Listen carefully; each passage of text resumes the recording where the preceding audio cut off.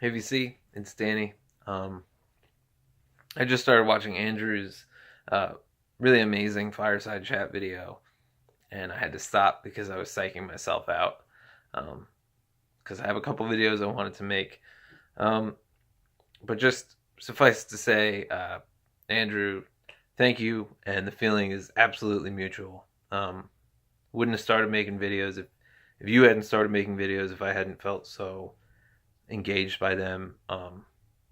And kind of so connected to them. And it's just been a fantastic experience. It's been awesome getting to know you, getting to share tastes. Um, and I think you'll find something you like in here. So I'll get on with the video and I'll say the rest in the comments. Um, but just some stuff that I've picked up recently. I wish I didn't pick up so many records at Christmas time, but there it is. This first one I came by, uh, I picked up through justifiable means. This is actually not my record. This is my wife's record, and I got it for her for Christmas. We did Christmas early because now we're going out to New Jersey to visit the family. So this is Mitsuki, Bury Me at Makeout Creek. This is her debut, her label debut anyway, not counting Bandcamp and stuff like that, self-released albums. But Mitsuki is, uh, she's just an amazing kind of rock, punk, indie singer-songwriter. And yeah, I think Get It on Vinyl, the site that Andrew writes for, has done an unboxing of her second album, Puberty 2, which is also a really great album. But if you like kind of the rawer side of rock and a little bit more of the punk side, a little bit more of the angsty energy, this album really has it in spades. And there's some really great songs on here. Townie, First Love, Late Spring, Francis Forever, I Don't Smoke. And I know actually there's more on here that I like, but I don't know them all by song title. I just know them from my wife playing them. But a really cool record, Mitsuki, Bury Me at Makeout Creek. And so twice I stopped into my local, and twice I came out finding stuff. This is Bonnie Prince Billy, Lie Down in the Light, from 2008 on Drag City. And I knew a few songs from this album. Once I played it, I found out. But I remember a friend of mine who was a really big Bonnie Prince Billy fan saying that this was not his favorite when it came out, so I kind of avoided it. But playing it now, I love it. It's great. Bonnie Prince Billy, if you don't know, in the early 2000s was kind of considered the king of Williamsburg, Brooklyn. He was one of the leaders of the early 2000s folk revival, or the freak folk revival, or New Weird America, or any of its other various titles. But basically what was going on in the folk scene in the early 2000s. Will Oldham is his real name. And I don't know, he's just got this great voice that's both deep and yodely high, and it breaks every way it possibly can, all the way along the way. This is the inner sleeve. And he goes everywhere from folk to country and back. There's an amazing sax solo on this record.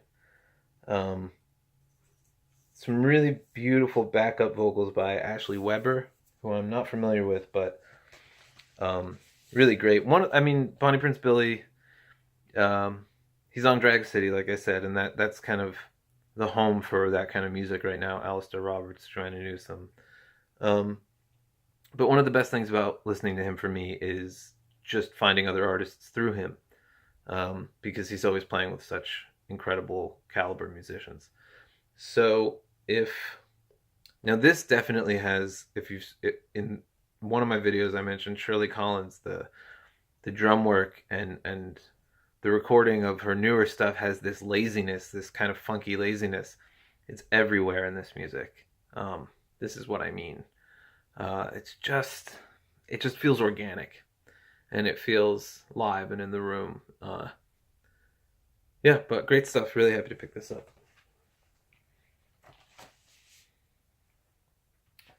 Another one that I was thrilled to see. I kind of did a double take. It was sealed. It's not sealed anymore. But Canons Jug Stompers, The Complete Works, 1927 to 1930. This is one of the very latest Yazoo releases, number 1082/3. It's a 2-disc. On the Rainbow label. Get that right side up there. Oh.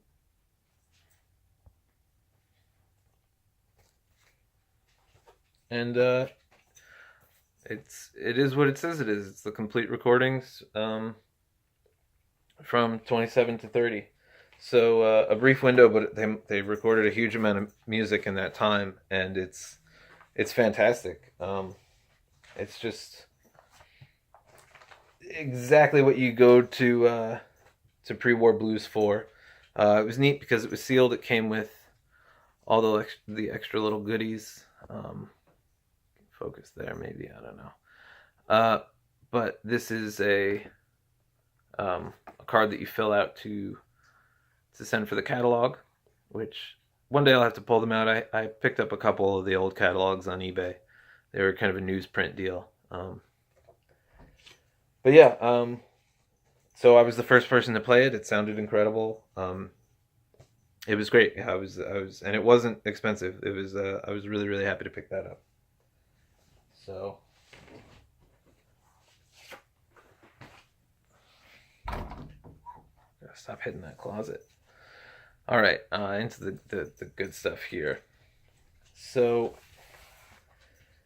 I don't know what's going on in my local shop. Which, by the way, Merry Christmas. My local is Atomic Records. I keep calling it my local because I'm a greedy hoarder, and it's my honey hole, and it's crowded already. But my logical, rational brain knows that I can tell all of you, and I'm only spreading the love and creating good things in the world, and that all of that greed is ridiculous. I shop at Atomic Records in Burbank, California. I love it. It's my favorite place. I love it because I find things like this.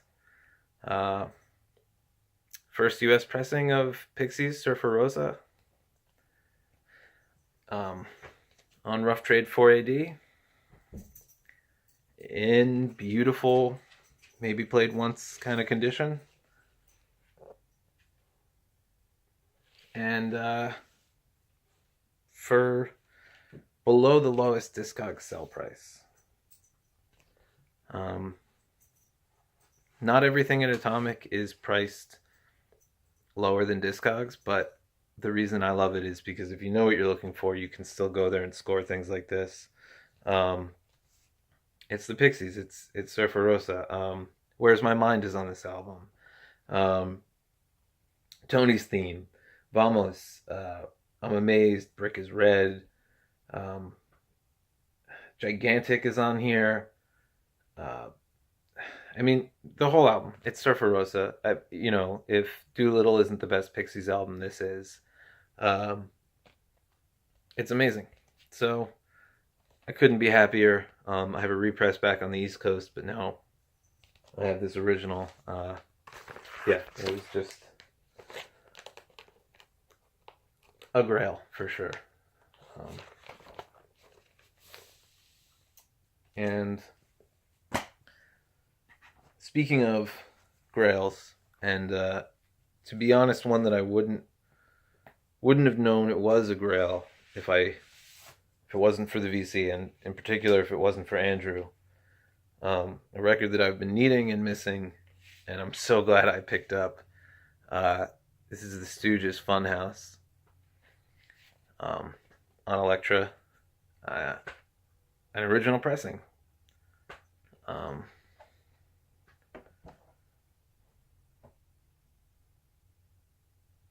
it's there's one flaw, which is that it's been pressed flat at the gatefold, so it's a little uneven here. I don't care. It's fine. Um, I knew the Stooges' first album. I knew Raw Power. I didn't know Funhouse that much. I didn't know I needed to know Funhouse until Andrew told me about it. And when I played it, and this may be paraphrasing something that Andrew has said, but it grabbed me and it started shaking me and it didn't let me go until it was over. And that includes flipping sides. I was like I was in a trance. It was incredible. I mean, it's heavy and thick and groovy and experimental and awesome. It's on the Butterfly Electra label, and it's really unplayed, played once kind of deal here. It came. I mean, it's just a nice minty copy, as close as you get to an album from 1970 anyway, in the original inner sleeve. Yeah. And to boot,